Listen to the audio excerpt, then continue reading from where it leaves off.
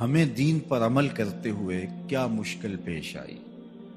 ہم تو دین کی راہوں کے مسافر ہوئے تو عزتیں پائیں، ہم نے اللہ کا نام لیا تو لوگوں نے پیار دیا، ہم نے عبادات کے طریقے اختیار کیے تو معاشرے میں شریف کہلائے۔ لیکن کتنا مشکل اور کٹھن لمحہ تھا جب کوئی اسلام لاتا تو معاشرے سے کٹ جاتا، سماجی بائیکاٹ کر دیا جاتا، وہ لوگوں سے الگ ہو جاتا۔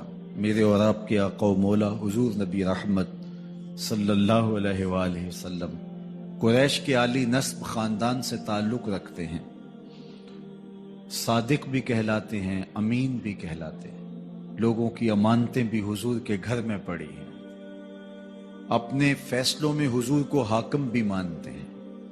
لیکن جب اللہ کی توحید کا اعلان کیا، جب لوگوں کو راہ راست اور راہ حق کی طرف بلایا تو یہ سارے مخالف ہو جاتے ہیں، حتیٰ کہ اپنے سقے عزیز بھی کتنے دل آزار جملے بولتے ہیں۔ تباً لک ہنالک سائر الیوم الہٰذا جمعتنا، یہ رشتے میں سکا چچا بولتا ہے۔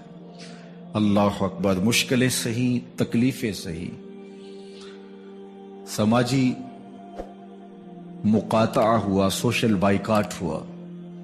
شاب ابی طالب کے 3 سال کس کٹھن حالات میں حضور اور حضور کے غلاموں نے اور خاندان والوں نے کاٹے، حتیٰ کہ درختوں کے پتے کھا کھا کے گزر اوقات ہوتی تھی۔ معاہدہ لکھ کے کعبۃ اللہ کے ساتھ لٹکا دیا گیا، اور یہ اتنے سنگ دل ثابت ہوئے کہ باہر سے کوئی تجارتی قافلہ آتا جس کے پاس اغذیہ ہوتی، کھانے پینے کی اشیاء ہوتی، تو ان کو ادھر جانے نہ دیتے، مبادا کہیں یہ خرید نہ لیں۔ ان کا خیال یہ تھا کہ یہ بھوک سے دم توڑ جائیں، اور نیا دین جو لے کر کے آئے ہیں وہ شعب ابی طالب میں اس گھاٹی کے اندر ہی اپنے آخری دن پورے کرے۔ لیکن جس کو اللہ نے سر بلند کرنا ہو، عزت دینی ہو، جس دین کو پوری دنیا کے اوپر غالب ہونا تھا، اس کو کون روک سکتا تھا؟ اللہ کے محبوب علیہ الصلوۃ والسلام نے محنت، تندہی، کوشش اور کد و کاوش کے ذریعے لوگوں تک پیغام حق کا ابلاغ کیا۔ سب سے پہلے حضور کی اہلیہ حضرت سیدہ خدیجہ الکبریٰ رضی اللہ تعالی عنہا ایمان لاتی ہیں۔ حضور علیہ السلام کے قریبی دوست، گہرے دوست حضرت سیدنا ابو بکر رضی اللہ تعالی عنہ ایمان لاتے ہیں۔ حضرت علی المرتضیٰ رضی اللہ تعالیٰ عنہ اگرچہ نو عمر ہے، لیکن سینے پہ ہاتھ رکھ کے کہتے ہیں جان و دل فدا کروں گا حضور آپ پہ۔ حضرت بلال حبشی اسلام لاتے ہیں، حضرت عمار ابن یاسر، حضرت سمیہ، حضرت یاسر اسلام لاتے ہیں۔ 38 لوگ ایک ایک کر کے اسلام میں داخل ہوئے۔ کفار تو چاہتے تھے کوئی دوسرا شخص ان کے ساتھ کھڑا نہ ہو، تو جب 38 لوگ حضور کے ساتھ کھڑے ہو گئے تو ان کے لیے بڑا اذیت ناک لمحہ تھا کہ یہ تحریک جس کو ہم روکنا چاہتے ہیں یہ پھیلتی چلی جا رہی ہے، لوگ اس کے ساتھ شامل ہوتے چلے جا رہے ہیں، اور لوگ ان کے لیے محبتیں اور ان کے لیے پیار پیش کرتے چلے جا رہے ہیں۔ عبداللہ ابن جدعان کے گھر کے قریب سے میرے حضور گزر رہے تھے کہ ابو جہل نے دیکھ لیا اور ہاتھ میں نوکیلا پتھر پکڑا اور حضور پہ حملہ آور ہو گیا۔ آقا کریم علیہ السلام نے کوشش کی کہ الجھاؤ پیدا نہ ہو، لیکن یہ اس بات پہ تلا ہوا تھا کہ حضور کو اذیت دے۔ اس نوکیلے پتھر سے حملہ آور ہو کے حضور کو گہرے زخم دیتا ہے، حتیٰ کہ حضور کے مبارک بدن سے خون بہنے لگ جاتا ہے۔ وہاں سے حضور سین حرم میں پہنچتے ہیں اور اللہ کے حضور سر بسجود ہو جاتے ہیں۔ حضور کے چچا حمزہ بن عبد المطلب ابھی اسلام نہیں لائے تھے، وہ شکار کھیل کے واپس آ رہے ہیں، اور جب وہ شکار کھیل کے آتے تھے تو بڑا اترا کے چلتے تھے۔ انہوں نے سنا کہ 2 لونڈیاں آپس میں بات کر رہی ہیں۔ اس کو پتا ہوتا نا کہ اس کے بھتیجے کے ساتھ کیا سلوک ہوا ہے تو یہ کبھی بھی ایسی چال نہ چلتا، اس کی ٹوری کوئی اور ہوتی۔ تو رک گئے، قدم خود بخود ٹھہر گئے، رک کے پوچھا کیا ماجرا ہوا؟ کہا تمہارے بھتیجے کو ابو جہل نے مارا ہے اور اس کے نازک بدن سے خون بہتا رہا۔ وہ خاموش تھا لیکن اس نے جان بوجھ کے زیادتی کی اس پر۔ بس غصے میں بپھر گئے۔ سین حرم کے آس پاس قریش اپنی مسندیں جمائے بیٹھے ہوتے تھے ٹولیوں کی شکل میں۔ آج امیر حمزہ آئے اور ابو جہل کو تلاش کر کے اپنی کمان کو زور سے اس کے سر پہ مارا اور اس کا سر پھٹ گیا، اور ساتھ بولے تم نے ہمارے بھتیجے کو لاوارث سمجھا ہے۔ اب اس کے حواری کھڑے ہو گئے، لیکن ابو جہل بڑا کائن شخص تھا، اس نے سمجھا کہ یہ تو اب تنہا ہیں، لیکن لڑائی کی آگ روشن ہوگی تو بنو ہاشم بھی نکل آئیں گے تو یہ لڑائی لمبی ہو جائے گی، تو اس کا سبب میں ہوں، قصور میرا ہے۔ اس نے کہا بس بس مجھ سے غلطی ہو گئی، اس طرح اس نے بات کو ٹال دیا۔ اب حضور کے چچا حضور کو ڈھونڈ رہے ہیں۔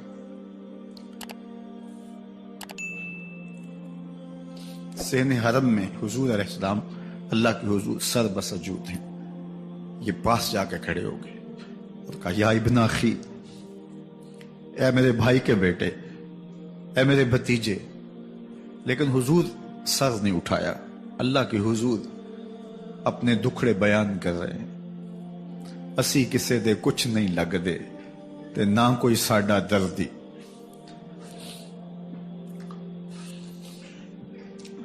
اللہ کے محبوب علیہ السلام اللہ کے حضور سر بسجود ہے۔ انہوں نے پھر کہا یا ابن اخی، اے میرے بھائی کے بیٹے، اور انہیں بے چینی ہے کہ بتاؤں کہ حوصلہ رکھو میں تمہارا بدلہ لے لیا، لیکن حضور سر نہیں اٹھا رہے۔ تیسری مرتبہ پھر آواز دی، حضور نے سر اٹھایا، آنکھیں آنسوں سے بھری ہوئی تھی، تو برجستہ کہا بھتیجے میں تمہارا بدلہ لے لیا۔ میرے حضور نے فرمایا چچا مجھے اس کی کوئی خوشی نہیں ہوئی۔ یہ حیرت زدہ ہو گئے کہ اتنا بڑا کام، اس وقت مکے کا اتنا بڑا سورما، اور میں اس سے ٹکرا کے آیا ہوں اور یہ کہہ رہے ہیں مجھے کوئی خوشی نہیں ہوئی۔ قسمت اچھی تھی۔ بولے بھتیجے تم کیسے خوش ہوتے ہو؟ کہا جس رب کو میں مانتا ہوں اس کو تم بھی مان لو۔ تو امیر حمزہ کی قسمت اچھی تھی تو آگے بڑھے اور اسلام قبول کر لیا۔ 38 لوگ پہلے مسلمان تھے، یہ 39 میں مسلمان ہو گئے۔ بس ان کا اسلام لانا مسلمانوں کے لیے تسکین قلب کا ساما ہوا۔ حضور کی آنکھوں میں امٹتے ہوئے آنسو، آگے بڑھے، کعبے کو غلاف کو پکڑا، کہا اللہم اعز الاسلام باحب الرجلین الیک بعمر ابن الخطاب اور بعمر ابن حشام۔ اے اللہ ایک شیر دیا ہے، ایک شیر اور دے دے، اب تیری مرضی، یا عمر بن خطاب دے دے یا عمر بن حشام دے دے۔ اگرچہ اس نے میرے اوپر پتھر برسائے ہیں، مجھے زخمی کیا ہے، لیکن اگر دین کی تقویت اس سے ہو سکتی ہے تو مالک مجھے کوئی غصہ نہیں۔ چاہے عمر بن حشام، یہ ابو جہل کا نام ہے، مجھے چاہے ابو عمر بن حشام دے دے یا عمر بن خطاب دے دے، ایک شیر دے دیا، ایک شیر اور عطا کر دے۔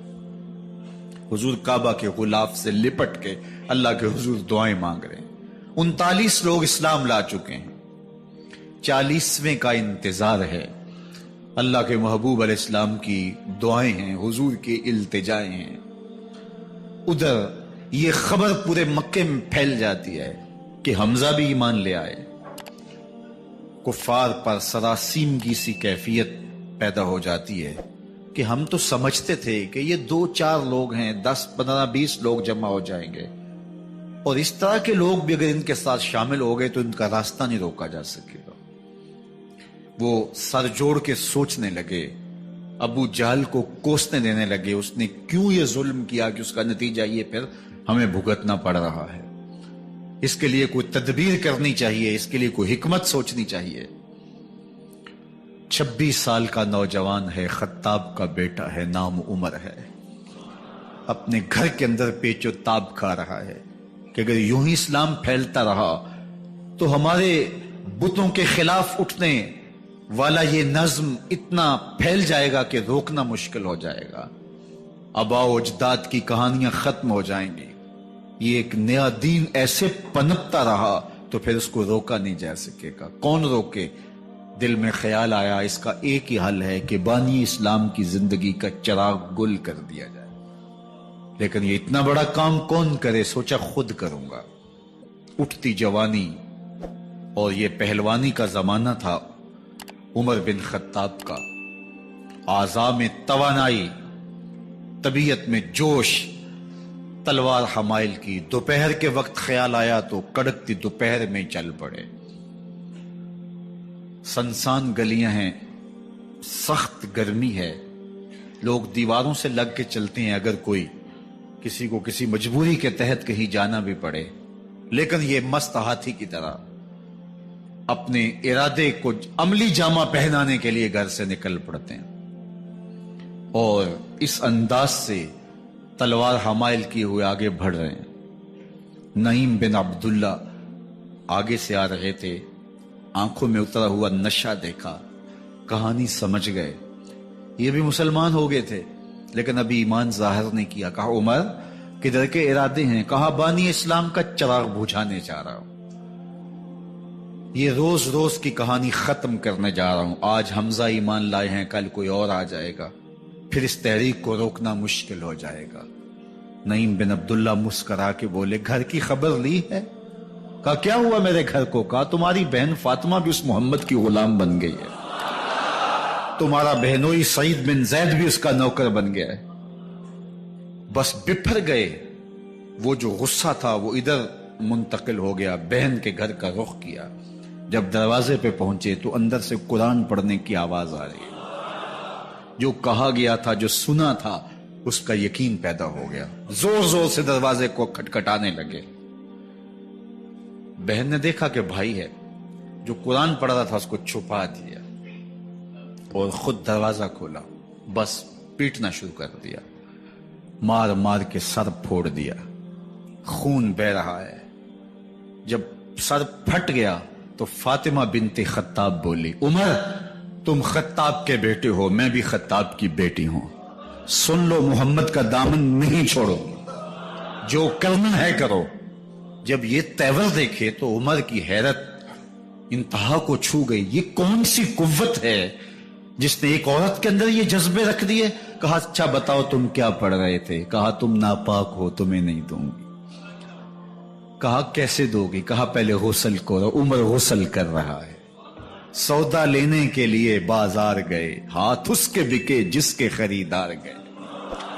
عمر غسل کر رہے ہیں. غسل کر کے باہر آئے تو بہن قرآن لے آئی. وہ کھجور کی چھالیں، وہ چمڑے کے اوپر لکھا ہوا قرآن سامنے رکھ دیا. عمر پڑھ رہے ہیں طٰہٰ ما انزلنا علیک القرآن لتشقیٰ. اے 14ویں کے چاند محبوب، قرآن اس لیے نازل تو نہیں کیا تھا کہ تم مشقت میں پڑ جائے. محبوب رحمت کے دروازے کھل رہے ہیں، کرم نوازیاں ہونے والی ہیں. عمر پڑھتے گئے، آنکھوں کے بندن ٹوٹ گئے، آنسو آنے لگے، ٹپ ٹپ آنسو گرنے لگے. عمر رو رہے ہیں، بدن کانپ رہا ہے. آئے کس ارادے سے تھے، اب حالت کیا ہوئی جا رہی ہے. اپنی بہن سے کہا، بہنوئی سے کہا جس در کے تم غلام ہوئے ہو کبھی میں بھی اس در کا غلام نہیں ہو سکتا؟ عمر کی کہیں عمر نہ برباد ہو جائے، مجھے اس چوکھٹ پہ لے چلو. کہا چلو ہم اس دہلیز پہ لے چلتے ہیں. تلوار اسی طرح حمائل کی ہوئی ہے. حضور دار ارقم میں ہے. یہ اسلام کی پہلی درسگاہ ہے، حضرت ارقم کا گھر. مسلمانوں کی تعداد بہت تھوڑی، یہاں چھپ کر کے دین سیکھتے ہیں. حضور بھی وہاں تشریف فرما تھے، باقی اصحاب بھی وہاں تشریف فرما تھے. حضرت میرے حمزہ بھی وہاں تھے. دروازے کی درزوں سے دیکھا کہ عمر آ رہے ہیں، تلوار بھی حمائل کی ہوئی. صحابہ نے کہا عمر آ رہے ہیں. میرے حمزہ نے کہا کوئی پرواہ نہیں، آنے دو. اچھا ارادہ ہوا تو خوش آمدید کہیں گے، ارادہ اچھا نہ ہوا اس کی تلوار سے گردن کاٹوں گا. اللہ اکبر. جب دروازہ کھولا تو دو صحابہ نے بازوں سے پکڑ لیا، کندھوں سے. حضور نے فرمایا کندھے چھوڑ دو. کندھے چھوڑ دیے گئے. آقا کریم علیہ الصلوۃ والسلام نے ان کے گلے کے اندر جو کپڑا تھا اس کو پکڑ کے جھٹکا دیا. اسلم عمر، عمر اسلام لاؤ. اللہ اکبر. اور ساتھ حضور نے حضرت عمر کے دل پہ ہاتھ رکھے، اللہم اہد قلبہ، اللہ عمر کے دل میں ہدایت ڈال دے. بس یہ جملہ کہنے کی دیر تھی اور حضور کا ہاتھ پھرنے کی دیر تھی، اندر سے کفر دھلتا چلا گیا۔ اور عمر نے کہا اشہد اللہ الہ الا اللہ واشہد انک رسول اللہ۔ جب یہ پڑا کلمہ تو حضور کی زبان سے بے ساختہ نکلا اللہ اکبر، اور صحابہ نے بھی اللہ اکبر کہا، اور اس زور سے کہا کہ مکے کی گلیاں گونجنے لگی۔ اب عمر ایمان لانے کے بعد حضور کی خدمت میں حاضر ہو کے عرض کرتے ہیں حضور کیا ہم حق پہ نہیں ہیں؟ فرمایا ہم حق پہ ہیں۔ اللہ کا دین سچا نہیں ہے؟ فرمایا اللہ کا دین سچا ہے۔ کہا کہ آپ اللہ کے سچے نبی نہیں ہیں؟ فرمایا میں اللہ کا سچا نبی ہوں۔ تو فرمایا پھر ہم چھپ کے نماز کیوں پڑھیں؟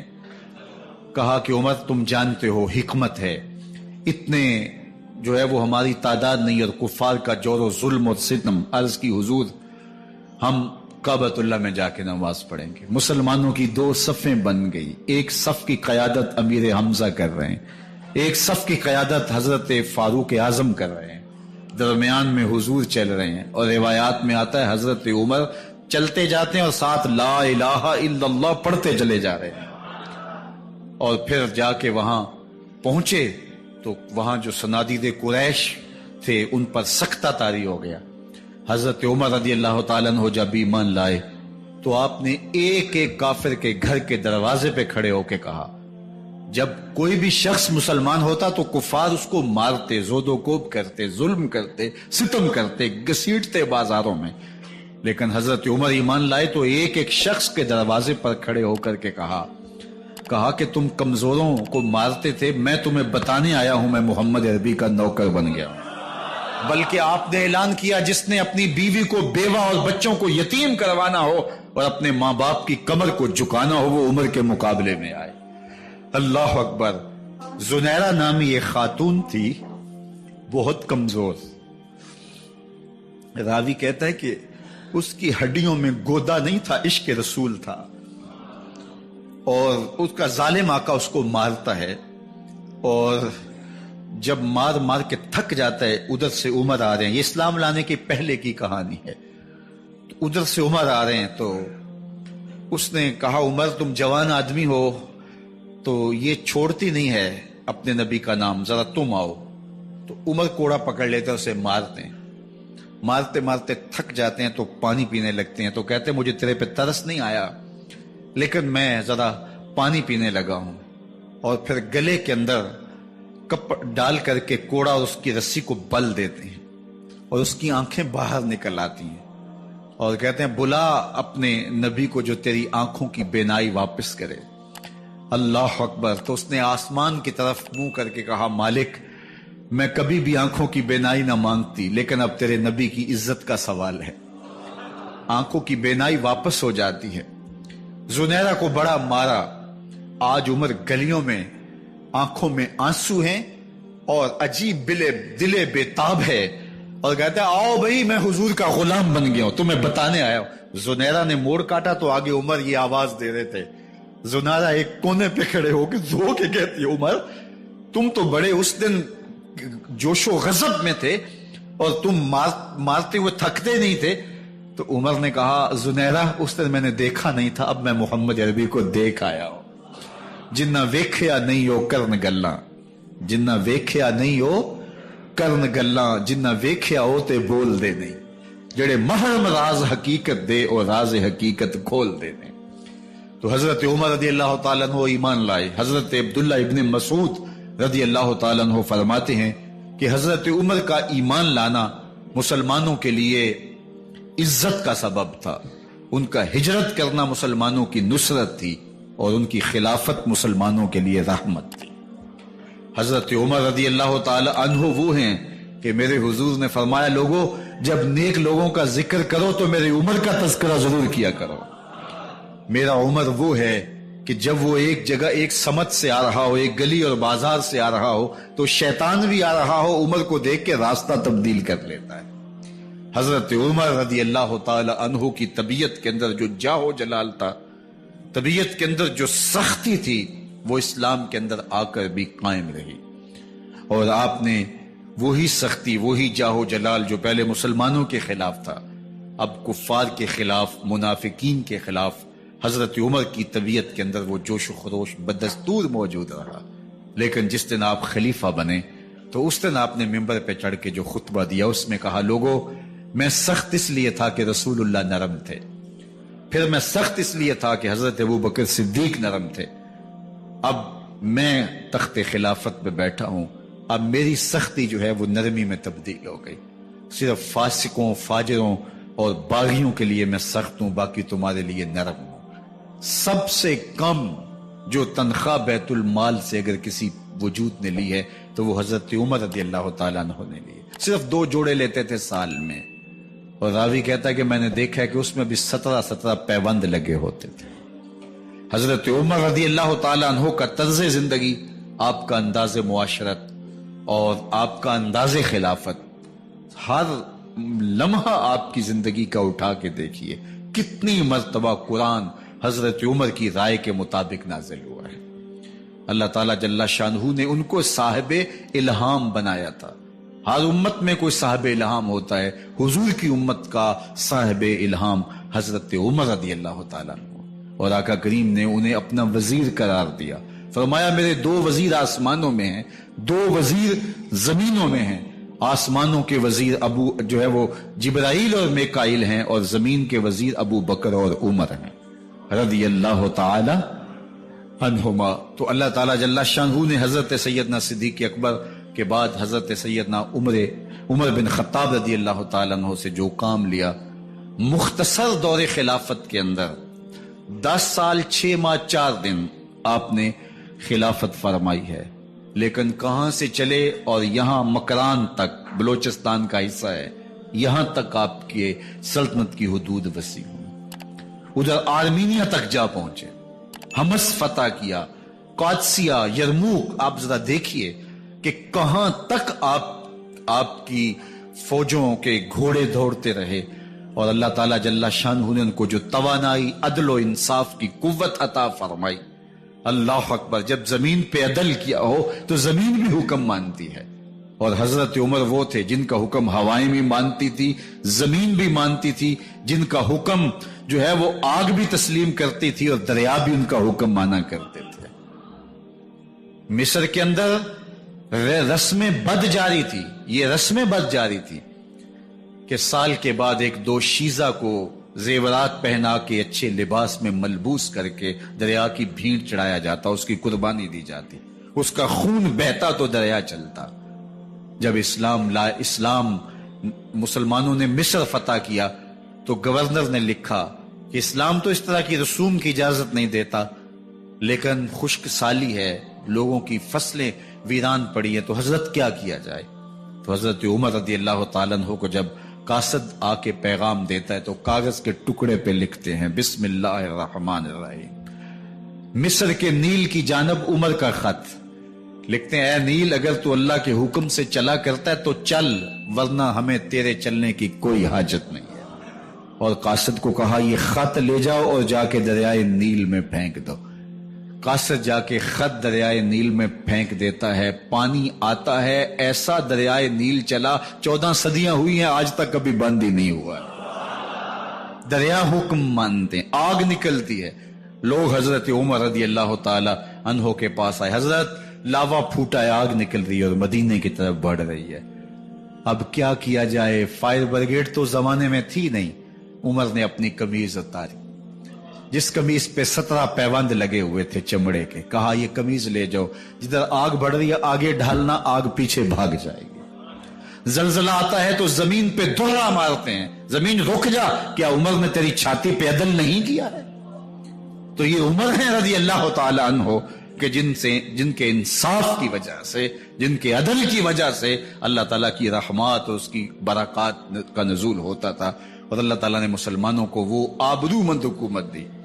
کائنات کی تاریخ کے اندر ایسی حکومت آپ نے نہیں دیکھی ہوگی جو حضرت عمر نے حکومت کی ہے۔ اللہ اکبر، فرمایا فرات کے کنارے پہ ایک کتا بھی پیاسا مر گیا تو اس کا حساب بھی عمر سے ہوگا۔ جب اتنے علاقے فتح ہو گئے تو ایک دن حضرت عمر بیٹھ کے رو رہے تھے، تو کسی نے کہا حضرت رو کیوں رہے ہیں؟ فرمایا کہ میں اس لیے رو رہا ہوں کہ فلاں پل سے بکریاں گزری ہیں، تو پل کے اندر شکستگی تھی، ٹوٹا ہوا تھا پل درمیان میں کچھ، اس میں ایک بکری کی ٹانگ ٹوٹ گئی ہے، تو میں ڈرتا ہوں کہیں اس کا حساب نہ لیا جائے کہ میرا رب یہ نہ پوچھے کہ عمر تو نے پل صحیح تعمیر نہیں کروائے تھے کہ ایک بکری کی ٹانگ کیوں ٹوٹی ہے۔ یہ ہے حضرت عمر رضی اللہ تعالی عنہ۔ اللہ اکبر۔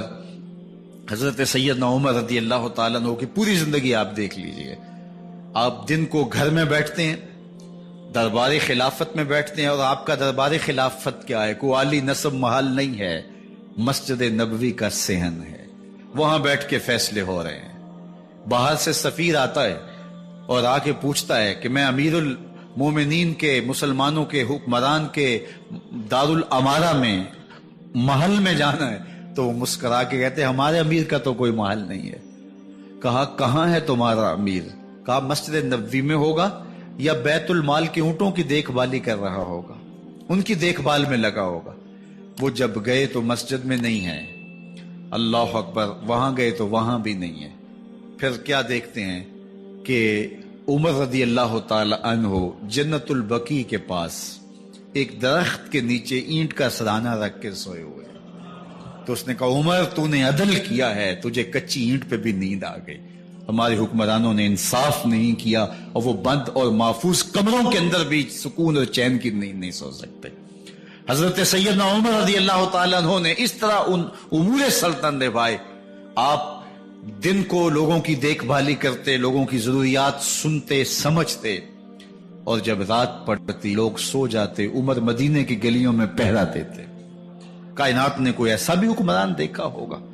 اللہ اکبر۔ وہ مجاہد جو مختلف محاذات پہ گئے ہوئے ہوتے، ان کے گھروں کی دیکھ بھالی کرتے، ان کی ضروریات کا خیال رکھتے، ان کی آبرو کا پہرا دیتے۔ راتوں کی تنہائیوں کے اندر حضرت عمر اٹھتے اور جا کے گشت کرتے، چکر لگاتے، دیکھتے کوئی آنکھ پر نم نہ ہو، مفلسی کا کسی گھر میں ماتم نہ ہو، لوگوں کی ضروریات کا خیال رکھتے۔ اللہ اکبر۔ ایک دن حضرت عمر رضی اللہ تعالیٰ عنہ ایک گھر کے قریب سے گزرے، گھر سے دھواں نکل رہا تھا، سوچا کوئی مہمان ہوگا، گزر گئے۔ تھوڑی دیر کے بعد پھر دوبارہ اس گلی سے گزر ہوا تو پھر دھواں نکل رہا تھا، پھر گزر گئے۔ 2 گھنٹے کے بعد پھر دوبارہ ادھر سے گزران ہوا تو پھر دھواں نکل رہا تھا۔ رات کا پچھلا پہر ہے، ابھی تک گھر سے دھواں نکل رہا ہے۔ عمر رضی اللہ تعالیٰ عنہ نے دروازے کو کھٹکھٹایا، اندر سے خاتون کی آواز آئی، اس وقت کون ہے؟ کہا ایک مسافر ہوں، پوچھنا چاہتا ہوں تمہارے گھر سے دھواں کیوں نکل رہا ہے رات کی اس پہر؟ کہا تمہیں اس سے کیا غرض؟ کہا نہیں مجھے تشویش ہوئی ہے۔ تو اس نے کہا عمر کی جان کو رو رہی ہوں۔ حضرت عمر رضی اللہ تعالیٰ عنہ نے کہا کیا ہوا؟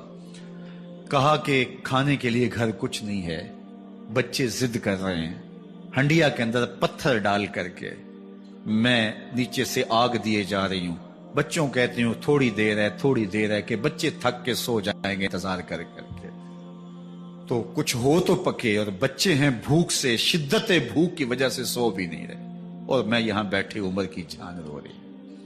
حضرت عمر رضی اللہ تعالیٰ عنہ واپس آئے، گھی کا کنستر اٹھایا، آٹے کی بوری لی اور ساز و سامان لیا۔ خادم تھا آپ کا اسلم بیت المال میں، اس نے حضرت یہ سب کچھ میں اٹھا لیتا ہوں۔ کہا حشر کے دن میرا بوجھ اٹھاؤ گے؟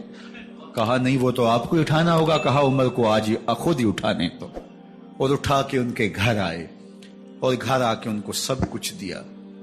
اور پھر اس کے بعد جب کھانا تیار ہوا، بلکہ روایت میں آتا ہے کہ جب آگ جلا رہی تھی تو عمر جھک کے چولہے میں پھونکے مار رہے تھے۔ اللہ اکبر۔ اس خاتون کو نہیں پتا کہ یہ کون ہے، یہ کوئی اجنبی مسافر ہے، میری مدد کر رہا ہے۔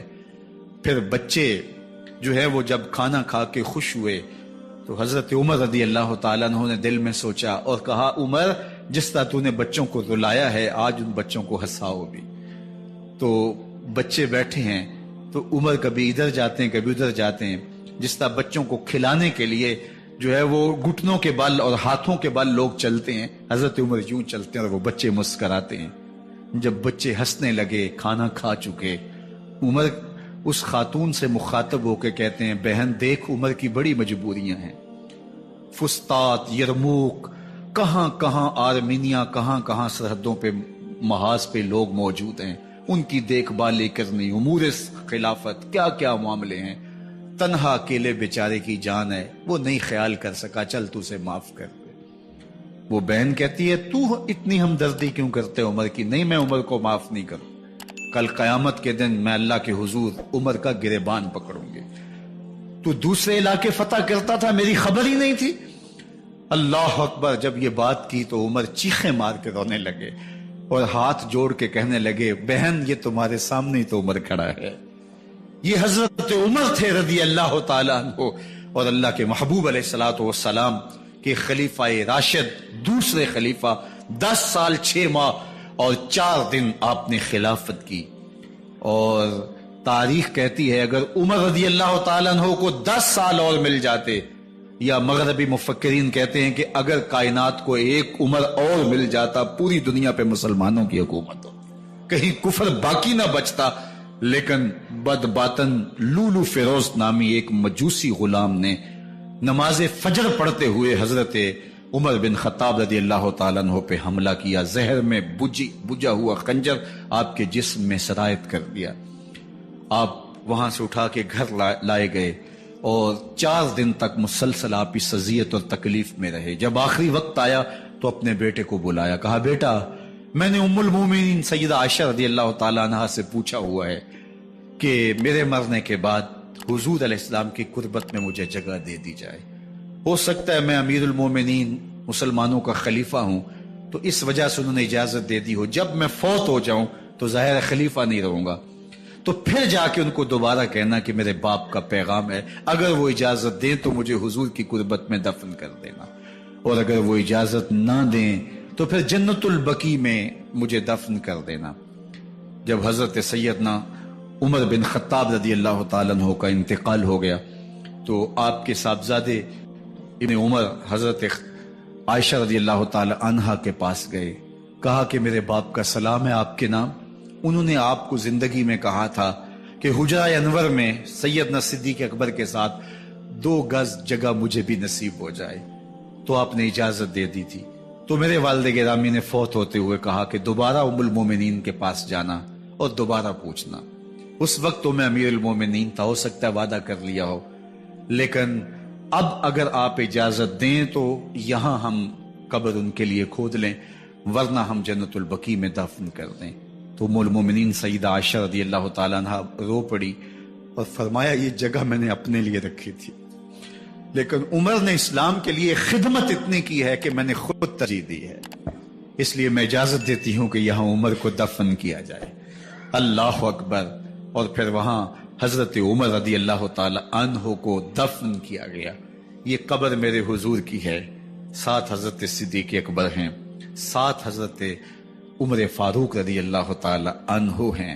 جے شک ہووی تے چل مدینے، جے شک ہووی تے چل مدینے، ویخ لے جوڑ مزاراں دا، بن یار نبی دیاں یاراں دا۔ حضور نے فرمایا ایک دن مسجد نبوی سے باہر نکل رہے تھے اور کچھ لوگ مسجد میں داخل ہو رہے تھے، حضور نے دائیں ہاتھ سے ابو بکر کا ہاتھ پکڑا تھا اور بائیں ہاتھ میں حضرت عمر کا ہاتھ تھا، اور جب لوگوں کو آتے ہوئے دیکھا ان کو مخاطب کرتے ہوئے کہا ہاکذا نبعث یوم القیامہ، قیامت کے دن ہم قبروں سے یوں ہی اٹھائے جائیں گے، میرے دائیں ہاتھ میں ابو بکر کا ہاتھ ہوگا، بائیں ہاتھ میں عمر کا ہاتھ ہوگا۔ جے شک ہووی تے چل مدینے، آویخ لے جوڑ مزاراں دا، بن یار نبی دیں یاراں دا۔